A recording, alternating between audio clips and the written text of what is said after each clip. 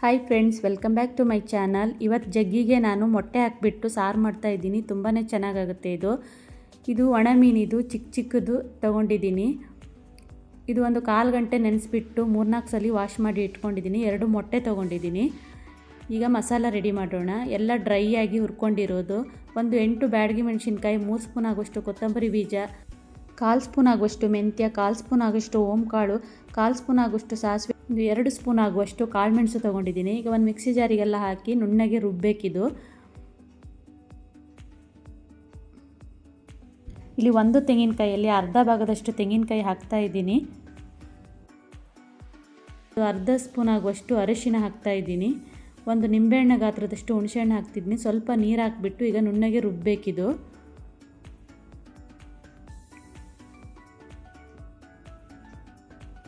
White rice ಮತ್ತು boiled ರೈಸಿಗಂತೂ ಸೂಪರಾಗಿರುತ್ತೆ ಇದು.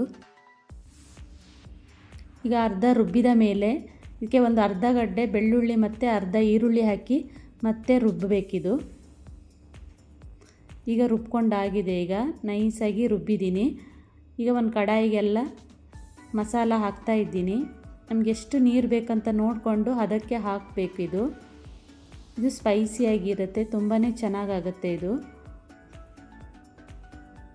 ಈಗ ಇಷ್ಟು ಅದಕ್ಕೆ ನೀರು ಹಾಕ್ಕೊಂಡ್ರೆ ಸಾಕು. ಇದಕ್ಕೆ ರುಚಿಗೆ ತಕ್ಕಷ್ಟು ಉಪ್ಪು ಹಾಕಬೇಕು.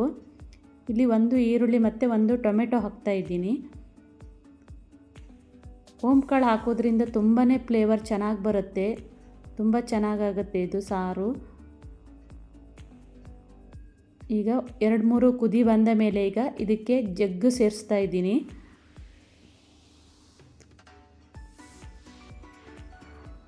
ಈಗ ಜಗ್ಗು ಹಾಕಿದ ಮೇಲೆ 2 ಮೊಟ್ಟೆ ಸಹ ಹಾಕ್ತಾ ಇದ್ದೀನಿ. ಲೋ ಫ್ಲೇಮಲ್ಲೇ ಇಟ್ಕೊಂಡು ಹಾಕಬೇಕು. ಮೊಟ್ಟೆ ಹಾಕುವಾಗ ಒಂದು 2-3 ನಿಮಿಷ ಆದ ಮೇಲೆ ಹೈ ಫ್ಲೇಮಲ್ಲೇ ಇಡಬೇಕು. ಆವಾಗ ಮೊಟ್ಟೆ ಎಲ್ಲೂ ಕದಡಲ್ಲ, ಚೆನ್ನಾಗಿ ಬರುತ್ತೆ.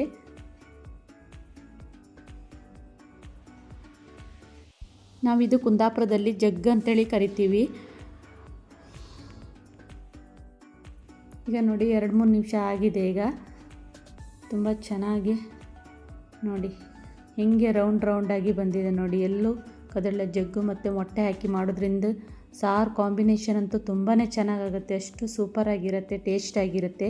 ನೀವೊಂದ್ಸಲ ಇದೇ ಥರ ಟ್ರೈ ಮಾಡಿ ನೋಡಿ. ಇವತ್ತಿನ ರೆಸಿಪಿ ಇಷ್ಟವಾದರೆ ಲೈಕ್ ಮಾಡಿ, ಸಬ್ಸ್ಕ್ರೈಬ್ ಮಾಡಿ, ಫ್ಯಾಮಿಲಿ ಫ್ರೆಂಡ್ ಜೊತೆ ಶೇರ್ ಮಾಡಿ. Thank you for watching.